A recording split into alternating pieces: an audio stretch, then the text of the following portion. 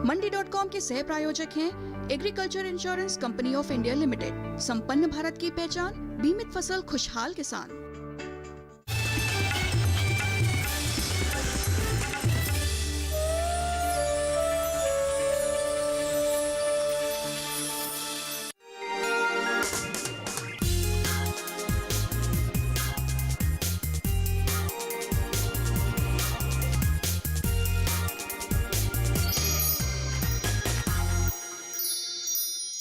नमस्कार, मंडी.com में आपका स्वागत है। मैं हूं भुवन भास्कर।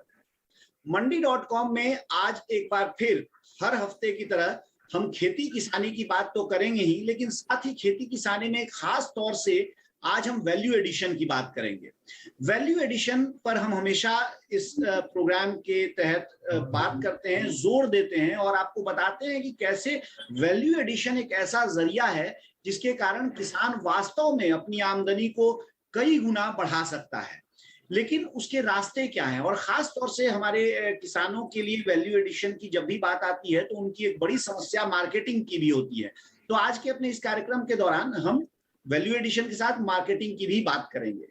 आगे बढ़ने से पहले आज के अपने मेहमानों से आपका हम परिचय करा देते हैं। हमारे साथ आज पंजाब से दो मेहमान जुड़े हैं, जिनमें हमारे पहले मेहमान डॉक्टर रमनदीप सिंह हैं। Doctor Ramandeep Singh Punjab agriculture university में एग्रीकल्चर मैनेजमेंट, बिजनेस मैनेजमेंट के प्रोफेसर हैं। और हमारे दूसरे मेहमान आज एक प्रगतिशील किसान हैं, भूपेंद्र सिंह, जो जिनके बारे में और आगे आप जानेंगे कार्यक्रम के दौरान। वो किसान तो हैं ही, लेकिन किसान के साथ साथ किसानी के जरिए मेडिकल प्रैक्टिशनर भी हैं। मतलब यानी किसानी के जरिए, वैल्यू एडिशन के जरिए वो कुछ ऐसा भी खास काम करते हैं जो आप लोग सुनेंगे तो आपको लगेगा कि वैल्यू एडिशन को एक नए स्तर तक वो लेकर गए हैं। आप दोनों का बहुत बहुत स्वागत है इस कार्यक्रम में। भूपेंद्र सिंह जी, मैं बातचीत की शुरुआत आपसे करना चाहता हूं। पहले तो बहुत संक्षेप में जो बात मैंने कही है, मैं चाहता हूं कि आप अपने मुंह से आप हमारे दर्शकों को बताएं बहुत संक्षेप में। आप एक किसान के तौर पे आपकी जर्नी जो रही है, जो आपके अकॉम्प्लिशमेंट्स रहे हैं, जो आपने अचीव किया है, जो उपलब्धियां हासिल की हैं, उसके बारे में थोड़ा बताइए।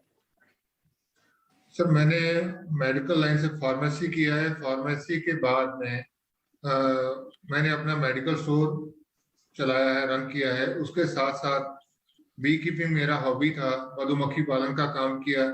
और जब उसके साथ में हमने उसकी शहद की मार्केटिंग शुरू कर दी, तो इस तरीके से हमने धीरे धीरे इस लाइन में कदम रखा। यहाँ पे सिंह साहब, मैं आपसे ये समझना चाहता हूँ, आपने बताया आप मेडिकल प्रैक्टिशनर भी थे, यानी आपने मेडिकल बैचलर ऑफ फार्मेसी की, आपने मेडिकल स्टोर भी खोला और फिर आप हनी बी कीपिंग में आ गए, हनी का प्रोडक्शन आपने शुरू किया। तो इन दोनों का आपस में क्या तालमेल है? किस तरह से जो शहद का आप एक उत्पादन करते हैं किसान के तौर पे, उसको क्या आप मेडिकली भी यूज करते हैं, या आपने जो पढ़ाई बी फार्मा के तौर पे की उसमें भी कुछ उसका इस्तेमाल है? सर बिल्कुल सर, जैसे जैसे मैंने मेडिकल लाइन में इसके बारे में, हनी के बारे में स्टडी किया, कुछ रिसर्च पेपर पढ़े, तो जो कि जर्नल लिटरेचर था, तो उसमें काफी कुछ ऐसा था जो हमें नहीं पता था कि शहद को ऐसे भी इस्तेमाल किया जा सकता है। तो जब उसमें डिफरेंट प्रॉब्लम्स के लिए उन्होंने ट्रीटमेंट के तौर पे हनी यूज किया हुआ था, तो वही चीज हमने अपने कस्टमर को या पेशेंट्स है उनको एज ए न्यूट्रिशनल थेरेपी कहते हैं इसको, या एपीथेरेपी बोलते हैं, तो उसके जरिए हमने उसको इलाज करना शुरू कर दिया। तो उससे बहुत अच्छे रिजल्ट आने शुरू हुए, जिससे कि हमें लगा कि इस पे काफी काम करने की जरूरत है। तो धीरे धीरे हमने उसकी मार्केट डेवलप की। तो जैसे अलग अलग वैरायटी का हनी शुरू किया, तो वैरायटी देने से भी काफी हमें लाभ मिलने लगा जी। तो उसके बाद में आगे जर्नी बढ़ती गई। जी जी, और इस जर्नी के बारे में हम और जानेंगे, समझेंगे। डॉक्टर सिंह, एक एकेडमिक्स से आप जुड़े हुए हैं और लगातार एकेडमिक्स के साथ एक अच्छी चीज है, और खास तौर से पंजाब एग्रीकल्चर यूनिवर्सिटी तो इस मामले में काफी विख्यात है कि आप किसानों के साथ मिलके बहुत सारा काम करते हैं और किसानों को आप एक तरह से गाइडेंस देते हैं कि आगे किस तरह से वो चीजें, चाहे वो खेती में हो या खेती के बाद पोस्ट हार्वेस्ट मैनेजमेंट एक्टिविटीज हो, उसमें वो सक्रिय हो। जैसे यहाँ भूपेंद्र सिंह जी ने जो सब भी कुछ किया है, उसमें एक यूनिवर्सिटी के तौर पे, एक एकेडमिशियन के तौर पे आपकी किस तरह की भूमिका रही है? इसमें ये बात बहुत अहम भूमिका निभाती है कि जब फार्मर्स हमारे पास आते हैं यूनिवर्सिटी में ट्रेनिंग लेने, जब ट्रेनिंग ले लेते हैं उसके बाद हम उनको हमेशा के लिए अपने साथ जोड़ लेते हैं, चाहे वो पंजाब खेतीबाड़ी यूनिवर्सिटी का कैंपस हो या कृषि विज्ञान केंद्र जो हमारे सारे डिस्ट्रिक्ट्स में है वहां पे हो। जो फार्मर्स हमारे साथ ट्रेनिंग ले लेते हैं उनको हम जोड़ लेते हैं, प्रो लेते हैं। हमारे पास जैसे प्रोग्रेसिव बी कीपर्स एसोसिएशन है, वो मेंबर बन जाते हैं प्रोग्रेसिव बी कीपर्स एसोसिएशन के, या और भी एसोसिएशंस है, कमोडिटी एसोसिएशंस। तो उससे क्या होता है कि पीएयू के साथ उनका अच्छा संबंध हो जाता है, क्योंकि जो मार्केटिंग की दिक्कतें होती हैं, ये मार्केटिंग की दिक्कतें तो कभी भी आ सकती हैं। तो इनको प्रोडक्ट डेवलपमेंट के क्षेत्र में, इनको मार्केट डेवलपमेंट के क्षेत्र में, इनको ब्रांडिंग और लेबलिंग के क्षेत्र में हम ट्रेन करते रहते हैं लगातार। और ये सारी कंसल्टेंसी जो चल रही है, ये अगर जैसे भूपेंद्र जी को कोई प्रॉब्लम आई, डिस्ट्रीब्यूशन में प्रॉब्लम आई, तो उन्होंने इमीडिएटली क्वेश्चन पूछना है सोशल मीडिया पे। तो हम कनेक्टेड रहते हैं। पीएयू का प्लेटफॉर्म ही ऐसा प्लेटफॉर्म है जिससे हम सारे कमोडिटी ग्रुप्स के साथ कनेक्टेड रहते हैं। इनको जब भी कोई समस्या आती है, ये समस्या का समाधान हम तभी करते हैं। और साथ में ये क्या होता है कि प्राइस फिक्सेशन जैसे डिसीजन भी है जो एसोसिएशन की मीटिंग्स में लिए जाते हैं। हम महीने में एक बार मिलते भी हैं। पीएयू के अंदर हम पंजाब एग्रीकल्चरल यूनिवर्सिटी के अंदर हम एक बार महीने में इनकी मीटिंग रखते हैं। बड़ी बड़ी समस्याएं उसमें सारी एजेंडे में रख के डिस्कस करके उनका समाधान देते हैं। जब फील्ड में इनको कोई प्रॉब्लम आती है, ये फोन के साथ, सोशल मीडिया के साथ हमारे साथ हमेशा कनेक्टेड रहते हैं। तो ये बड़ा अच्छा सिस्टम है। और सीनियर्स जो बी कीपर्स है वो जूनियर्स को भी सिखाते रहते हैं। हैंड होल्डिंग का बहुत अच्छा एक प्रोसेस, एक फिनोमेना हमने बनाया। जी, यानी आपने जो प्लेटफॉर्म तैयार किया है उसमें न केवल जो प्रोफेसर्स हैं या यूनिवर्सिटी है वो किसानों के साथ इंटरेक्ट करती है, बल्कि किसान आपस में भी एक दूसरे की मदद करते हैं। ये एक बहुत अच्छी बात है। ये चर्चा हमारी जारी रहेगी, फिलहाल वक्त हो गया एक छोटे से ब्रेक का। ब्रेक से लौटने के बाद और बात करेंगे हम वैल्यू एडिशन के बारे में और साथ ही भूपेंद्र सिंह जी की कहानी के बारे में। बने रहिए हमारे साथ, देखते रहिए मंडी।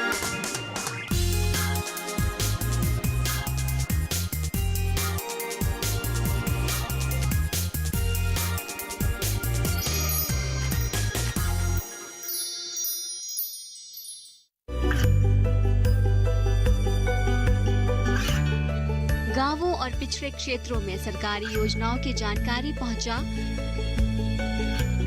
देश में कौशल और क्षमता विकास कर ग्रामीणों को सामाजिक बदलाव और विकास से जोड़ने की दूरदर्शन किसान की पहल चौपाल चर्चा देखें सोमवार से शुक्रवार सुबह 9 बजे। खुशहाल होंगे खेत, पशु रहेंगे स्वस्थ, सरकारी स्कीम का होगा लाभ, जब एक्सपर्ट्स का मिलेगा साथ, आपके सवाल विशेषज्ञों के जवाब, सिर्फ एक फोन कॉल की दूरी पर। देखिए किसानों का अपना प्रोग्राम हेलो किसान, सोमवार से शुक्रवार शाम 6 बजे से सिर्फ दूरदर्शन किसान पर।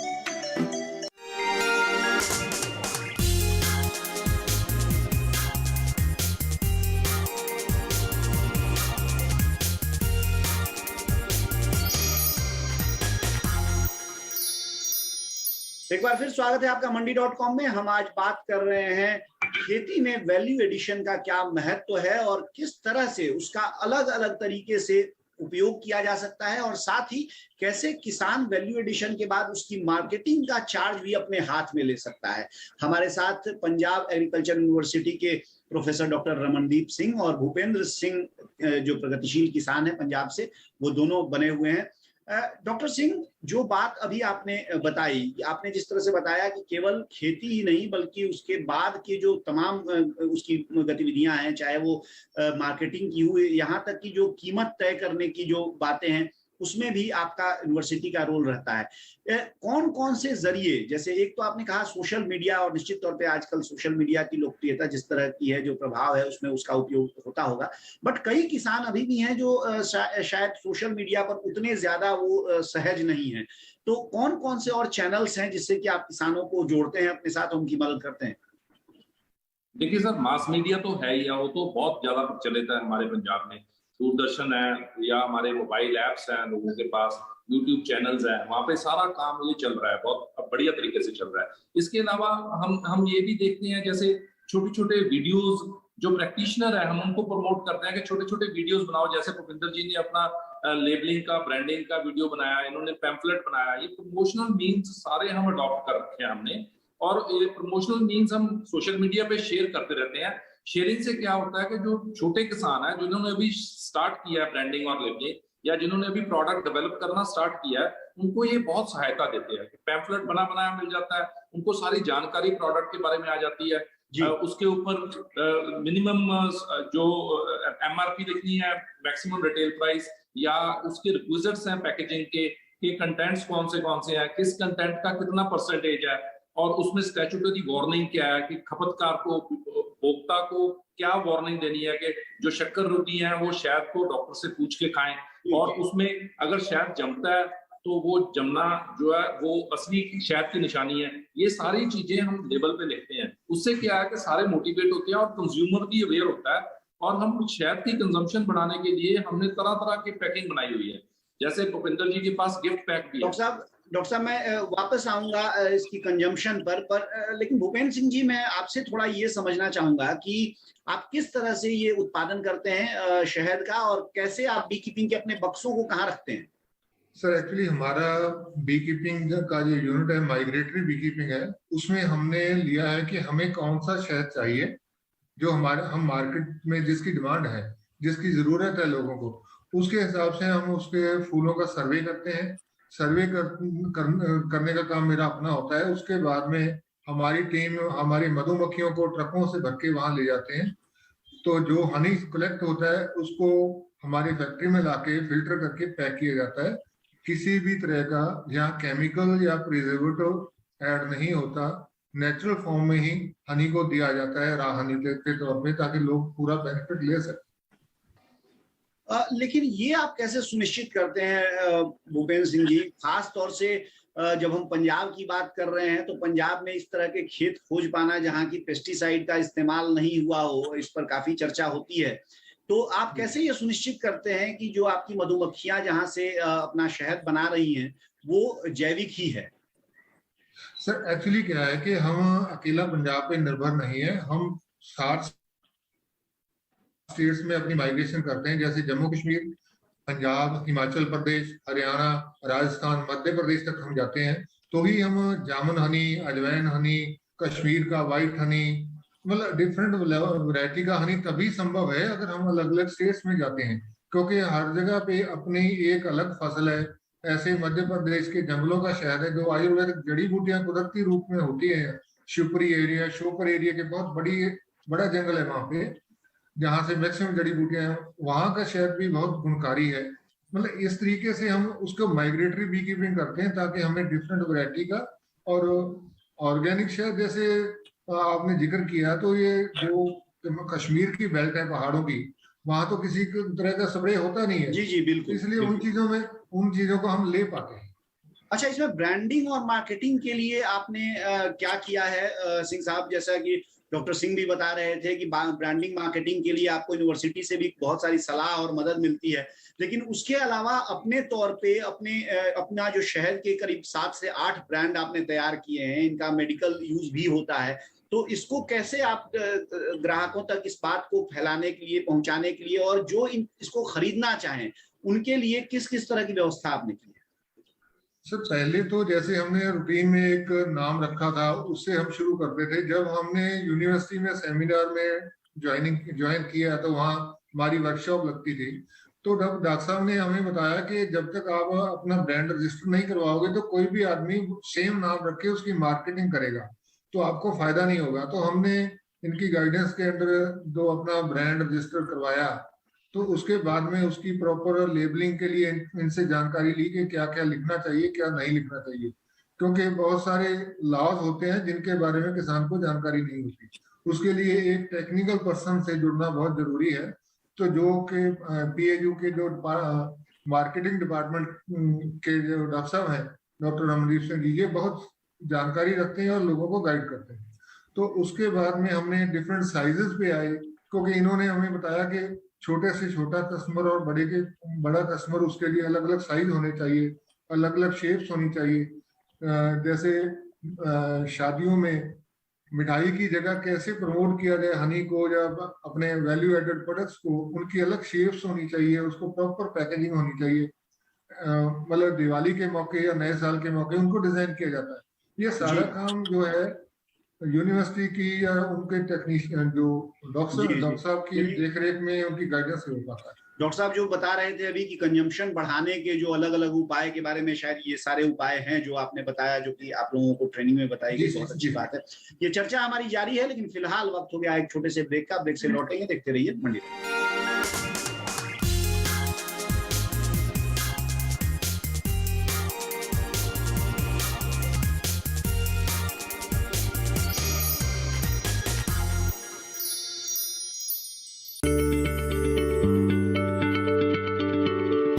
क्या आप किसी बीमारी से परेशान हैं? चाहते हैं डॉक्टर की सलाह?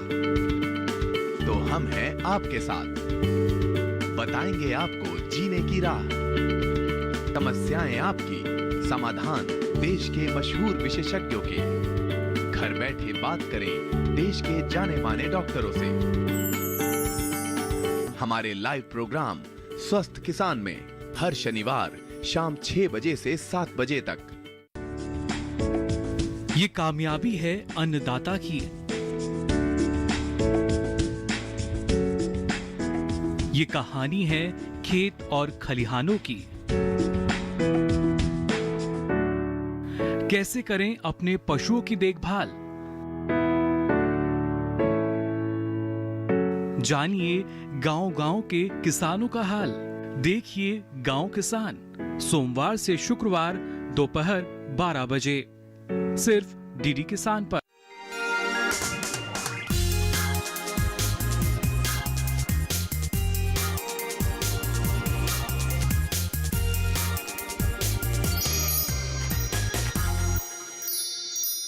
स्वागत है आपका एक बार फिर मंडी.com में। हम बात कर रहे हैं आज वैल्यू एडिशन के बारे में। कोई भी किसान जो किसी भी तरह की खेती कर रहा हो, उसको वैल्यू एडिशन के जरिए कैसे एक दूसरे स्तर पर ले जाता है, कैसे उससे उसकी आमदनी बढ़ सकती है, और कैसे जो पूरा एग्री इकोसिस्टम है उसका योगदान भी ज्यादा बढ़ सकता है। ये सारी कहानी समझने जानने के लिए आज हमारे साथ जो 2 मेहमान हमने जोड़े हैं, जिनसे चर्चा हम कर रहे हैं, उसमें एक डॉक्टर रमनदीप सिंह हैं जो पंजाब एग्रीकल्चर यूनिवर्सिटी के प्रोफेसर हैं, और दूसरे हमारे साथ भूपेंद्र सिंह साहब हैं जो प्रगतिशील किसान हैं और 7 से 8 तरीके के शहद का उत्पादन करते हैं, जिनका की चिकित्सकीय इस्तेमाल भी, मेडिसिनल यूज भी है।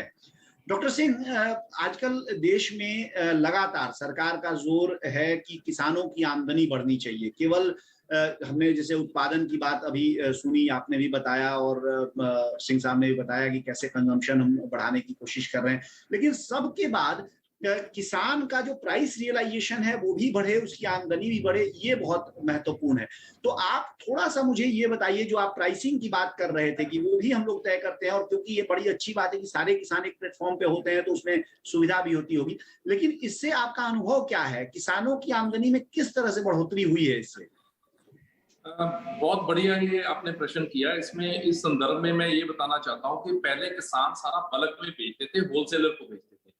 तो हमने उनको ये गाइडेंस दी कि आप अपनी ब्रांडिंग करिए, अपनी लेबलिंग करिए, छोटी पैकिंग करिए। अब हमारे सारे बी कीपर्स के पास छोटी पैकिंग है। जितना आप छोटी पैकिंग में जाएंगे बल्क पैकिंग से, उतना ही आपकी प्रॉफिटेबिलिटी इनहांस होगी। ये पहला सिद्धांत है। अगर आपने अपनी आमदन बढ़ानी है तो हमारे फार्मर्स के पास, हमारे बी कीपर्स के पास 100 ग्राम की पैकिंग भी है, 250 ग्राम की पैकिंग भी है, 500 ग्राम्स की पैकिंग भी है, 1 किलो की पैकिंग भी है, गिफ्ट पैक्स भी है, टेडी बियर्स भी है। इवन इससे भी ज्यादा अगर मैं बताऊं तो सैशे पैक भी हम इंट्रोड्यूस कर चुके हैं कि कंजम्पशन बढ़नी चाहिए किसी तरीके से। सैशे पैक में ये है कि टॉफी का सब्स्टिट्यूट है। गिफ्ट पैक में हमने ये सिद्धांत लगाया कि जो मार्केट में दिवाली में, दशहरे में या शादियों के सीजन में जो भी लोग गिफ्ट देते हैं, वो शहद का गिफ्ट क्यों ना दें, या शहद के साथ नट्स का गिफ्ट क्यों ना दें। कॉम्बिनेशन गिफ्ट बनाए हमने। सो ये छोटी छोटी सिद्धांत उनको सिखा के और लोकली बेचें। ये भी हमने बताया कि दूर जाके नहीं बेचना, क्योंकि उसमें लॉजिस्टिक्स की कमी हो जाएगी। खर्चे को कम करना भी मुनाफे को बढ़ाने का सिद्धांत है। सो हमने ये छोटे छोटे सिद्धांत, बिजनेस मैनेजमेंट के जितने प्रिंसिपल्स हैं, मार्केटिंग के जितने सिद्धांत हैं, उनको ये प्रैक्टिकली सिखा के वो अपने एरिया में ही बेचते हैं और खुद बेचते हैं। 20% शायद सारे बी कीपर खुद बेचते हैं, बाकी वो होलसेलर को या डिस्ट्रीब्यूशन सिस्टम के थ्रू बेचते हैं। सेल्फ रिटेलिंग को भी हमने प्रमोट किया है। सो ये छोटे छोटे नुक्ते हैं जिनके जरिए वो अपनी आमदन भी बढ़ा सकते हैं और आमदन के साथ साथ उनका मुनाफे में इजाफा तो होना ही होना है, उसके साथ साथ उनकी जो बढ़ती है रीच बढ़ती है, खपतकार तक जो उनकी रीच है वो बहुत ज्यादा बढ़ जाती है। खपतकार सीधा उनसे बात करते हैं, उससे खपतकार से उनको इंफॉर्मेशन मिलती है, फीडबैक मिलती है और अपने आप को वो इम्प्रूव भी कर पाते हैं। जी भूपेंद्र सिंह जी, आपसे मैं थोड़ा, आप अगर क्वांटिफाई करके बता सकें कि जो ऑनलाइन इस्तेमाल आपने किया है अपनी मार्केटिंग के लिए, जो ऑनलाइन जो भी साधन है, वेबसाइट्स हैं, ई कॉमर्स प्लेटफॉर्म है, उनसे आपका अनुभव क्या है? और इस ब्रांड के प्रमोशन के लिए जो आप एक किसान के तौर पे क्या क्या और करना चाहते हैं, आपको लगता है कि उसमें आप का ये मैं कहूँगी फ्यूचर प्लान आपका क्या है? सर पहले तो इस टाइम जो हम कर रहे हैं कि हम एट प्रेजेंट फ्लायर्स बनाते हैं, अपने ब्रोशर्स बनाते हैं और पोस्टर बनाते हैं, जिससे कि लोगों को एजुकेट किया जाए कि अगर हम प्रोडक्ट बना रहे हैं उसमें उनको मतलब वो बना कैसे है, उसमें क्या कॉन्स्टिट्यूएंट्स है और क्या मेडिकल बेनिफिट्स हैं, वो लेना क्यों चाहेंगे। पहली बात तो ये हम रखते हैं। जो फ्यूचर प्लान की बात है कि जो ट्रेडिशनल मार्केटिंग के साथ साथ जो हमने जब ऑनलाइन प्लेटफॉर्म पे पांव रखा तो उसमें फायदा हमें ये रहा कि जैसे हमारे 2-3 राज्यों में हमारी मार्केटिंग थी, तो जो साउथ के थे या असम साइड से भी हमारे ऑर्डर आ रहे हैं, साउथ से कर्नाटका तक हमारे कस्टमरों का बेस फैल चुका है, वो सारा ऑनलाइन प्लेटफॉर्म की वजह से ही है। तो उसमें हम अब जो इंस्टाग्राम है या दूसरे प्लेटफॉर्म है, फेसबुक पेज बना के इन चीजों का इस्तेमाल करके अब और अपनी वेबसाइट डिजाइन हो रही हमारी, उसके ऊपर काम चल रहा है, जिससे हम लोगों के उनकी डिमांड फुलफिल कर पाए।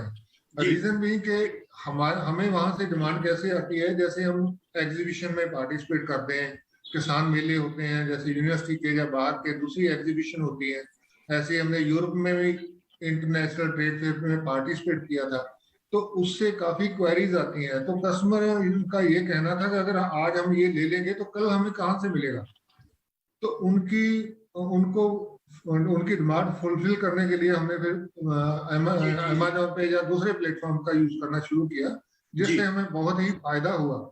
जी, जो भूपेंद्र सिंह जी ने बताया वो उनका इंडिविजुअल एफर्ट है, अपने तौर पे उन्होंने जो भी कुछ किया है, लेकिन क्या कोई इस तरह का प्लेटफॉर्म भी बन सकता है या उस पे आप लोग बनाने पर विचार करते हैं, जिसमें जहां की सारे जो आपके किसान हैं, जो आपसे जुड़े हुए पीएयू से जुड़े हुए किसान हैं, उनके उत्पादों को शोकेस किया जाए और जो कोई भी आए तो उस उत्पाद, जो आपने जैसे ब्रोशर्स कहे, जो जानकारियों वाला पम्फलेट का, वो सब उस पे उपस्थित हो और जब एक बार में कोई भी ग्राहक आए और उसको सारे उस तरह के उत्पाद दिख जाएं जो खरीदना चाहे खरीद ले। सो कंज्यूमर की असेंबली है, जो कंज्यूमर की कलेक्टिव बार्गेनिंग है, हम उसको भी प्रमोट करते हैं, साथ साथ उनको प्रोग्रेसिव बी कीपर्स एसोसिएशन के साथ जोड़ते हैं और कंज्यूमर को हम टेस्ट भी कराते हैं, जैसे स्कूल में फ्री सैंपलिंग करते हैं, जितने भी बी कीपर है वो स्कूल में जाके फ्री सैंपलिंग करते हैं ताकि बच्चों को शहद खाने की आदत पड़े और वो सारी जिंदगी शहद खाए, उससे शहद की कंजम्पशन बढ़ेगी, देश की हेल्थ सही रहेगी, बी कीपर्स में मुनाफे में इजाफा भी होगा। जी, बहुत बहुत खुशी की बात है कि जो प्रयास आप लोगों ने किया है और जिस तरह से भूपेंद्र सिंह जी ने अपनी कहानी बताई, तो ये बहुत प्रसन्नता होती है जानकर कि इस तरह से एक तरह से पूरे किसान सब मिलके एक दूसरे के साथ और सिस्टम भी उनके साथ मिलकर उनकी उन्नति का रास्ता इस तरह से बढ़ा रहा है। आप दोनों का बहुत बहुत धन्यवाद हमारे साथ कार्यक्रम में जुड़ने के लिए, डॉक्टर रमनदीप सिंह जी और डॉक्टर भूपेंद्र सिंह जी। आप दोनों का बहुत बहुत धन्यवाद कि ये सारी बातें आपने हमारे दर्शकों से साझा की और उनको भी अपने लिए आगे वो क्या कर सकते हैं इस रूप में कुछ समाधान पेश किए। ये थे डॉक्टर रमनदीप सिंह और भूपेंद्र सिंह जो आज हमसे बात कर रहे थे वैल्यू एडिशन के बारे में। हालांकि हमने बात केवल शहद की है क्योंकि भूपेंद्र सिंह जी का जो अपना काम है वो शहद में है, लेकिन ये एक इसे आप कह सकते हैं कि एक संकेत के तौर पे आप समझ सकते हैं कि इसको ये एक मॉडल है जिसे आप दूसरे फसलों में, दूसरे उत्पादों में भी रेप्लिकेट कर सकते हैं, इसको आप दोहरा सकते हैं और इसी तरह के परिणाम वहां भी पा सकते हैं। फिलहाल मंडी.com में हो गया है वक्त मुझे इजाजत देने का आपसे, लेकिन बने रहिए हमारे साथ, देखते रहिए डीडी किसान, क्योंकि डीडी किसान पर खबरों और कार्यक्रमों का सिलसिला जारी है। आपकी राय हमारे लिए बहुत महत्वपूर्ण है। आप हमारे टोल फ्री नंबर पर कॉल कर सकते हैं और अपनी राय दे सकते हैं। साथ ही आप ईमेल के जरिए भी हमें अपनी राय दे सकते हैं। हमारा ईमेल पता है ncdexmandi@gmail.com।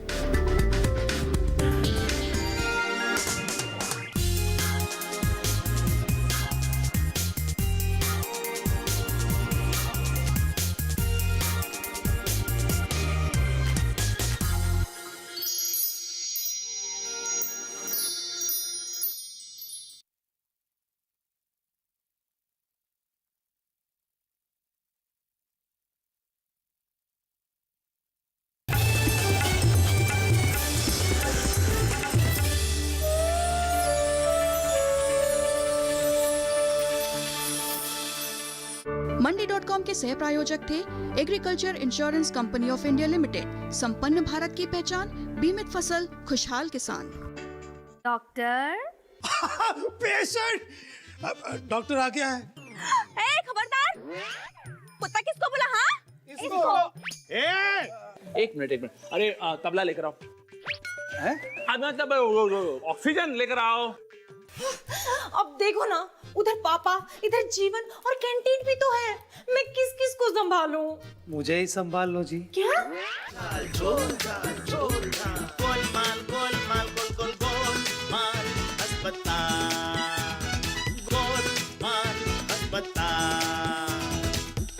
क्यों मारते हो बेटियां जब पूजते हो कंजती? तुम्हें माँ ने जन्मा और दूध पिलाया, इस दूध का तुमने ये कर्ज चुकाया, ये कर्ज चुकाया। बेटी की हत्या का पाप कमाया, मत पाप करो, मत पाप करो। बिन बिटिया स्वर्ग अधूरा। चाहने होने के फर्क का नाम है जिंदगी। पाँव ज़मीं पर रहे, हौसला आसमां छुए। पाँव ज़मीं पर रहे, हौसला आसमां छुए। इस जज्बे का नाम है जिंदगी। कलेक्टर बहू इतिहास लिखा है इसमें, कुछ खास छिपा है इसमें। मर्यादा है, कोई वादा है, विश्वास रखा है इसमें। सात फेरों से मिला ये तो उपहार है, मेरा श्रृंगार है, मेरा श्रृंगार है। मंगलसूत्र, मंगलसूत्र। रिश्तों की अजब कहानी है, वैसे तो सदियों पुरानी है। मंज़र जादू नगर के, हैरत वाली कहानी है। ये दो दिनों की दास्तां, फलक ज़मीं की है ज़बां, होठों है ख्वाबों की बनी।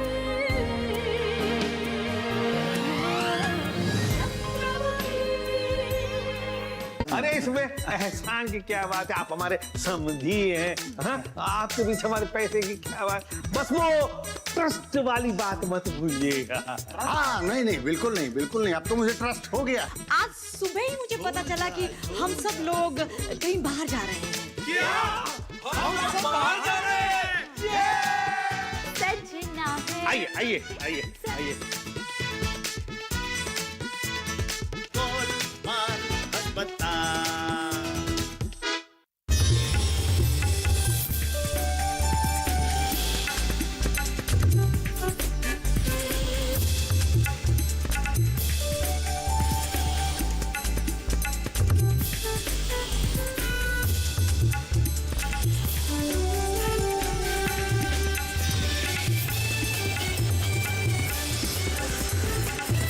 के साथ बदलते